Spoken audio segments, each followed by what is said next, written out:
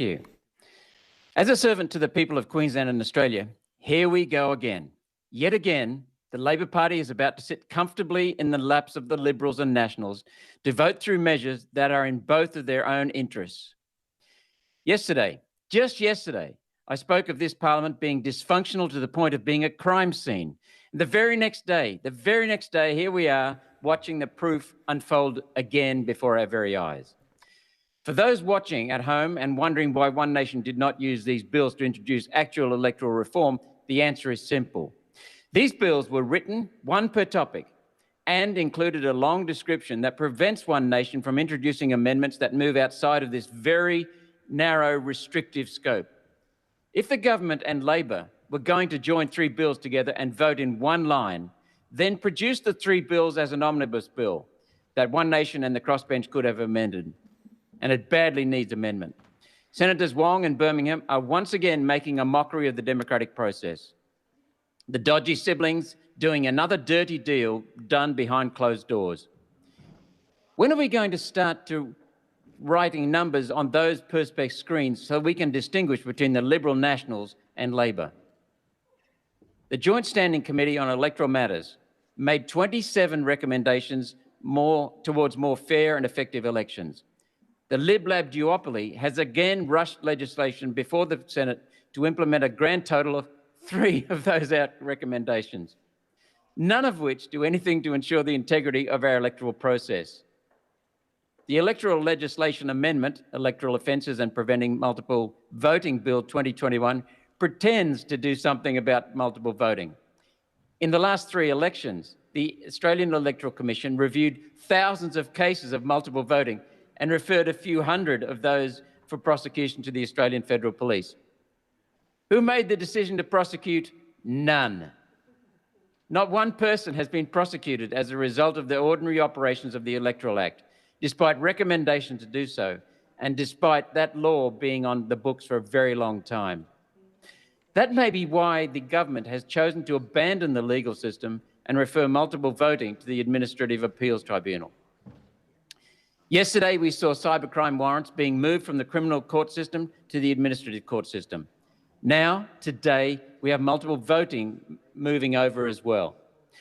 One Nation is uncomfortable with the growing power of the Administrative Appeals Tribunal and with the whole concept of having 2 court systems. Criminal courts are founded in biblical and common law. Administrative courts have no such higher purpose to be called on for guidance. The Electoral Legislation Amendment Party Registration Integrity Bill 2021 is clearly an attempt by Lib-Lab to knock out smaller parties and entrench the power of the status quo. I hear the anger on social media over this measure, yet I have some questions in return. Should a multi-millionaire be allowed to use his wealth to buy political influence through the United Australia Party? 500 supporters is not going to slow down a very wealthy individual, yet 1,500 supporters will, unless that party actually has grassroots support. This legislation is saying to Clive Palmer, put your supporters where your mouth is, not where your money is. Now, there is criticism from some new parties who should be more worried about themselves.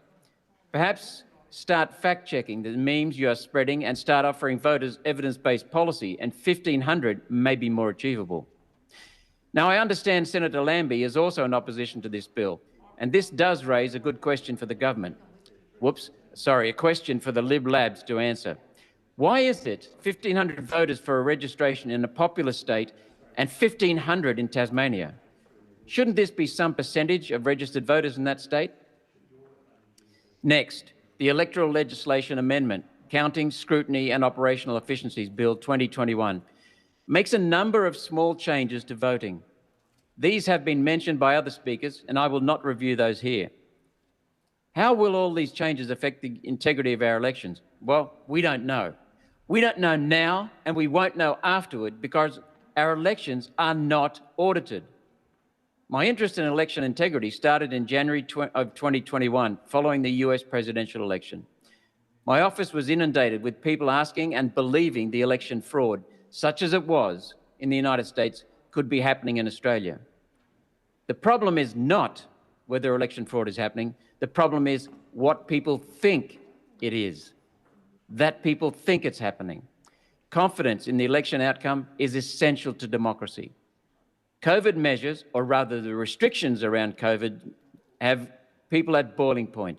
Small business closures, job losses, high-handed bureaucrats and arrogant politicians have reduced many people to desperation. The next election will be a powder keg, and it is essential to ensure that whatever the result, the public can accept the result and move on. Suspicion of the outcome can be easily fueled and turned into violence by those who seek to manipulate the result for their own ends. We cannot let this happen. It's for this reason that New South Wales and Western Australia have provisions in their electoral acts to audit state elections. New South Wales conducts an audit before each election to ensure systems are fit for purpose, and then audits again after each election to ensure integrity and to see what can be improved for next time. Western Australia audits after every election. Now, the Commonwealth Electoral Act 1918 does not have audit provisions. In February, I started asking questions of the Australian Electoral Commission, the AEC, and to be honest, I expected to hear that auditing was under control, given the reputation the Australian Electoral Commission claims it has. That's not what I found. The Australian Electoral Commission told me in Senate estimates that the Australian Signals Directorate had conducted an audit of the Australian Electoral Commission software. The next day in Senate estimates, I asked the Australian Signals Directorate if they had done that audit, and the answer was clear: no. The Australian Electoral Commission tried to conflagrate the security audit conducted by the Australian Signals Directorate with an audit of software and systems to pretend our software was being audited and by extension was fit for purpose. It has not been audited. The election software is not fit for purpose. So why did the Australian Electoral Commission make a false statement or imply a false statement? The Australian Signals Directorate looked at potential intrusions into the system, both electronic and physical. Following the audit, the ASD, the Australian Signals Directorate, proceeded with an uplift program designed to harden the AEC, the Australian Electoral Commission network.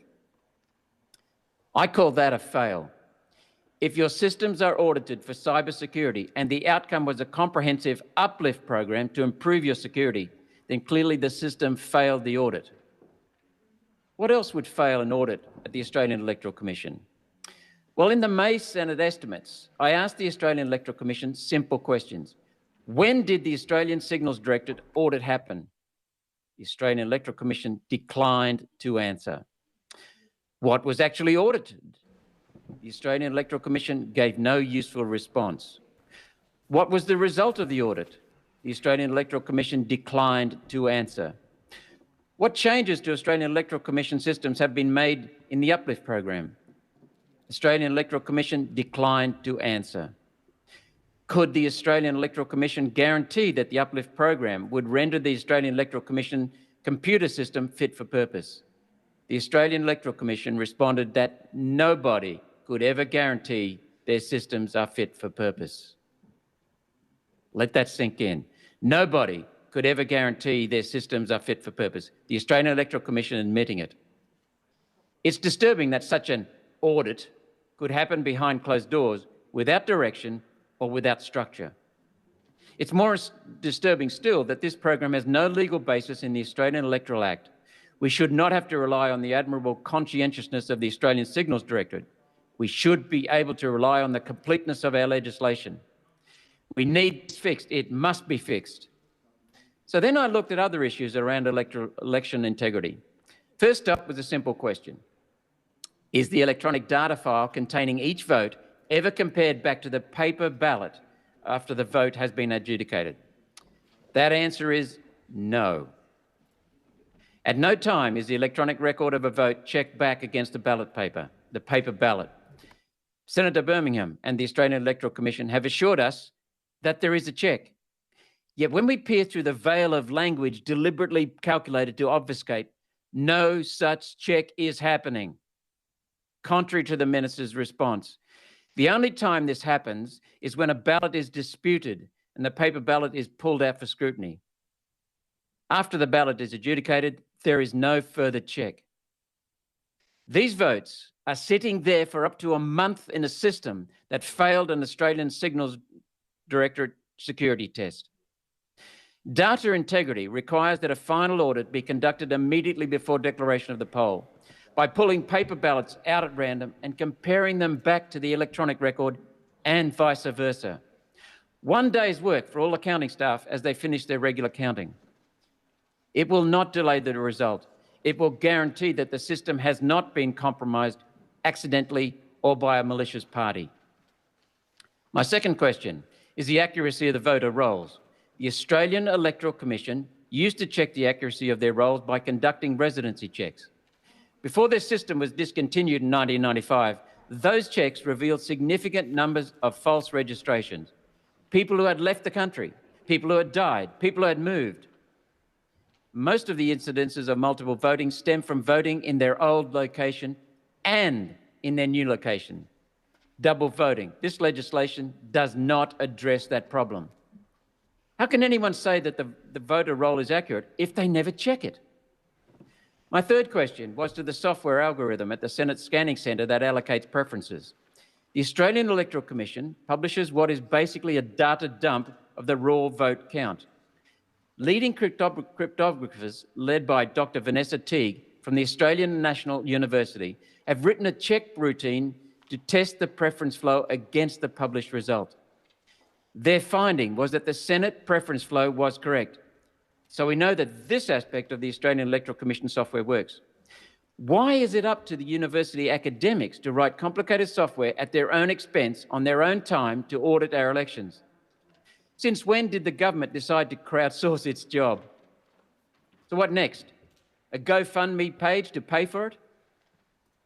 This is why next week I will introduce into the Senate the Commonwealth Electoral Amendment Integrity of Elections Bill 2021. This bill requires a pre-audit of the Australian Electoral Commission systems prior to each election to ensure the systems are fit for purpose. It requires an audit after the election, as New South Wales and Western Australia require, and as the ACT proposes. We propose an audit of the electoral roll and voter ID, voter identification. In short, this bill audits the elections and the voter. Then we will all have confidence in the next election result. After decades of the Lib Lab Parliament, this Lib Lab Parliament, people are starting to see how Parliament is failing our country. The Lib Lab duopoly, though, is desperate to continue its hold on Parliament that has a record of decades of not serving the people of Australia. We are, though, keen to restore parliamentary democracy. We have one flag, we are one community, we are one nation.